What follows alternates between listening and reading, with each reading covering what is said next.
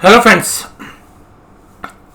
आज की इस वीडियो में चर्चा करते हैं निफ्टी बैंक के साथ। और निफ्टी बैंक के अंदर जो पैटर्न बन रहा है, जो आप स्क्रीन पे देख भी पा रहे हैं, 43,400 की जो सपोर्ट थी, वहां से निफ्टी बैंक ने आज एक अच्छा पुल बैक दिया। और फाइनेंशियल निफ्टी की एक्सपायरी थी आज, तो तकरीबन 2:45 के आसपास इसमें एक पुल बैक देखने के लिए मिला। अगर आप पूरे चार्ट पैटर्न को देखें तो पिछले एक महीने के दौरान इस पर्टिकुलर बॉक्स में ही निफ्टी बैंक काम कर रहा है और यहाँ पर एक rounding top type of formation जो है चार्ट पर होता हुआ नजर आ रहा है। अगर ये फॉर्मेशन कंप्लीट होता है, तो देखिएगा, जब ये फॉर्मेशन कंप्लीट होता है तो अल्टीमेटली इस फॉर्मेशन में इस तरीके के चार्ट पैटर्न बनते हैं और एक प्रॉफिट बुकिंग का शिकार जो है ये हो सकता है। और जहाँ पर हमारे लेवल्स निकल कर आते हैं वो आते हैं 41,900 के आसपास।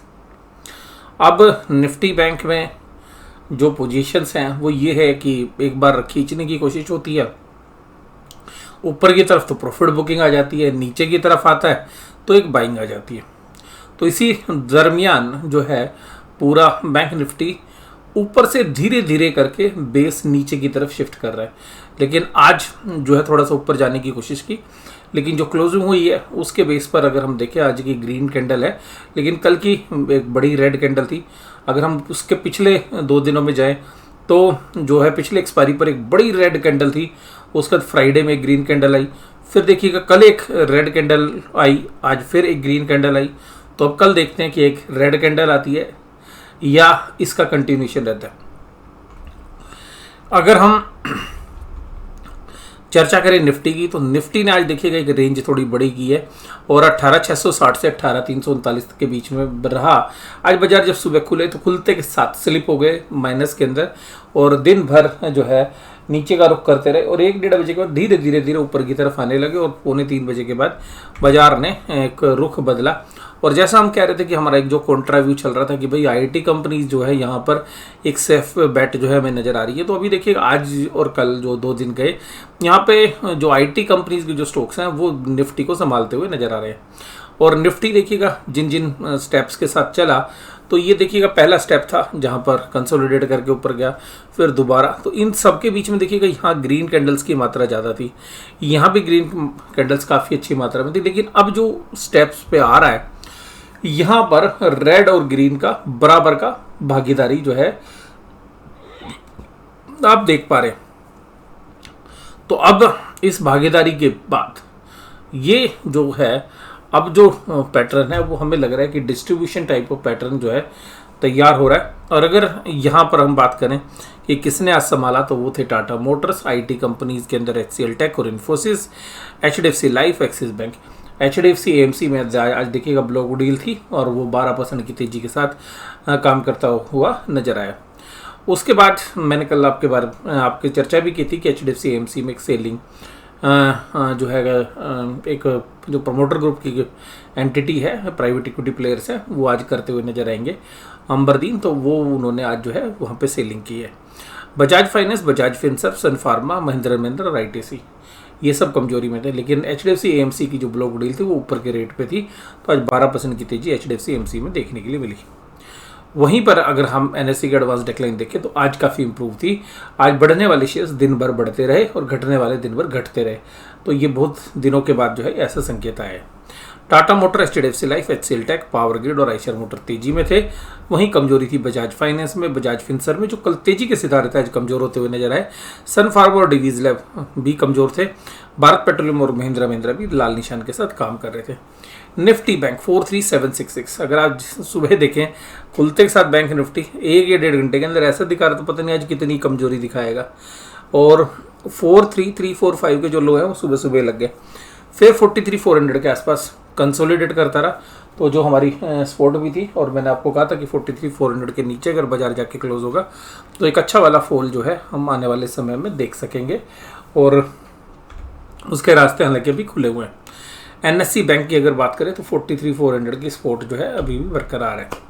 Kotak Mahindra bank, axis bank, HDFC bank ये तेजी के सितारे थे। वहीं SBI, बंधन बैंक, AU स्मॉल फाइनेंस और इंडसइंड कमजोरी के साथ काम कर रहे थे। उसके साथ साथ अगर हम बात करें कि भाई एफ के क्या डेटा है, तो एफ ने आज 1942 करोड़ की सेलिंग की, यानी कि एक्सपायरी के आसपास अब ये एग्रेसिवली सेल करना इन्होंने शुरू कर दिया। अगर इनकी सेलिंग बरकरार रहती है तो रुख बदलना जो है बाजार का काफ़ी जो है प्रैक्टिकली पॉसिबल होता हुआ नज़र आ सकता है। DIIs के जो डेटा है वो पॉजिटिव थे, जितनी FIs की सेलिंग थी उससे कहीं ज़्यादा DIIs ने बाइंग किए। आज FIs की इंडेक्स फ्यूचर्स में 369 करोड़ की बाइंग थी, वहीं इंडेक्स ऑप्शन में 26,288 करोड़ की सेलिंग थी।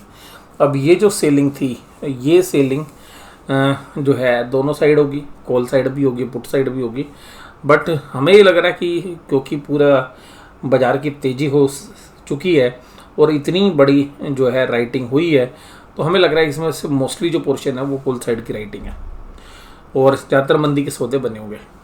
FIs का स्टॉक फ्यूचर्स 326 करोड़ की सेलिंग है, वहीं इंडेक्स ऑप्शन 173 करोड़ की बाइंग। देखिएगा NSE यानी कि निफ्टी का 50 जो है निफ्टी 51 की पुट कॉल रेशियो पर आ गया है, तो एक बार कॉन्फिडेंस दोबारा लौटता हुआ नजर आ रहा है। जैसे पुट राइटर कल बैकफुट पे थे तो आज फिर आ गए। इसी तरीके से अगर बैंक निफ्टी में देखें तो बैंक निफ्टी में पुट राइटर बाद में एग्रेसिव होकर पुट राइटिंग बढ़ गई। डाउ जोन्स इंडस्ट्रियल एवरेज तकरीबन 1% की कमजोरी के साथ काम कर रहा है। ब्रेंट क्रूड $75 पर काम कर रहा है। ऑप्शन चेन के डेटा के अंदर अगर आज हम एक चीज़ देखने की कोशिश करें तो वो क्या है कि कल जो पुट अनवाइंड हो रही थी सारी, आज वो सारी कॉल अनवाइंड होती हुई नजर आई, यानी कि जो इन द मनी कॉल्स है वो आज अनवाइंड हो रही थी, जहाँ पर कल पुट अनवाइंड हो रही थी। और आज को पुट राइटिंग बड़ी ज़बरदस्त हुई है और 18,800 पर भी एक अच्छी राइटिंग हुई है, 18,700 पे भी अच्छी राइटिंग है, 18,750 पे भी अच्छी राइटिंग, 18,650 पे, यानी कि ये बुल्स के लिए एक अच्छा रास्ता दिखा रहे हैं। और जहाँ पर कहीं पर भी कॉल राइटिंग अगर निफ्टी में है तो वो 19,000 के पास आके हो रही है और 19,000 के आसपास ही जो है सेलिंग है, 19,000 और 18,950, तो ये कॉल राइटर्स के जोन है। बट आज पुट राइटिंग काफ़ी जबरदस्त हुई है, तो ये बेस बनते हुए नज़र आ रहे हैं। बैंक निफ्टी में जो है पुट राइटिंग आज हुई है, जहाँ पर 43,500 एक मेजर पुट राइटिंग जोन है और उसके बाद 43,400, तो ये जो है सपोर्ट का काम भी कर रही थी। तो यहाँ पर आज एक अच्छी खासी पुट राइटिंग हमें देखने के लिए मिली है, जबकि कॉल राइटिंग कॉल अनवाइंड हुई है 44,000 में भी और मोस्टली जगह कॉल अनवाइंड हुई है, यानी कि मंदी करने वाले थोड़ा सा बैकफुट पर गए हैं। इसके साथ साथ अगर हम स्टॉक स्पेसिफिकली भी देखें तो स्टॉक स्पेसिफिकली निफ्टी के जो शेयर्स हैं वो अब देखिएगा रोटेट करके सारे सेक्टर को रोटेट करा दिया गया है।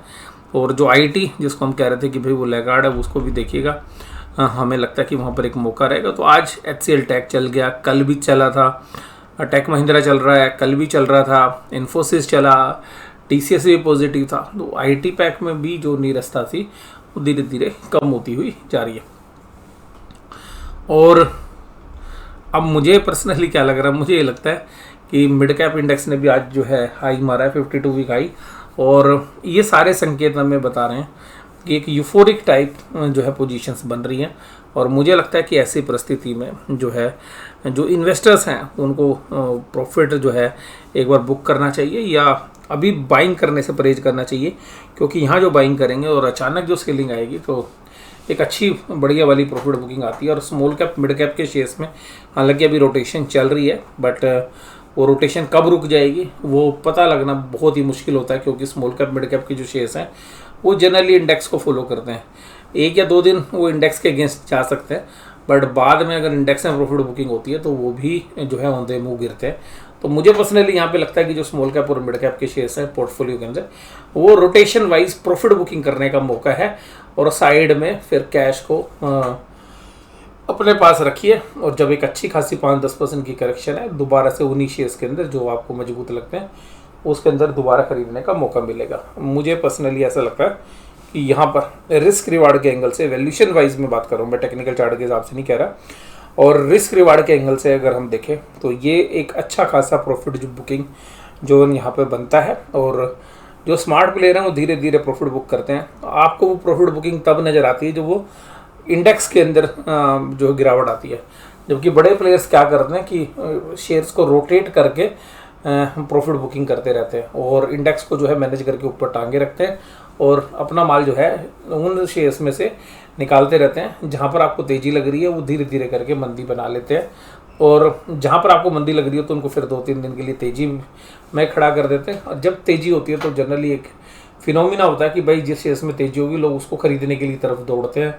और ये प्लेस इंतज़ार करते हैं 2-4 दिन का कि ठीक है भाई अभी ऊपर के लेवल पे माल बिक रहा है। तो क्लासिकल जो है अगर आप बैंक निफ्टी का चार्ट देखेंगे और जिस तरीके से राउंडिंग टॉप बनने की कवायद हो रही है उसको देख के ऐसा लगता है कि स्मार्टली जो है एक डिस्ट्रीब्यूशन जो है इंडेक्स के शेयर्स में हो रहा है, जिसका पता जो है आपको तभी पता चलेगा जब एक अच्छी रेड कैंडल आपको बड़ी नज़र आएगी, प्रॉफिट बुकिंग होगी।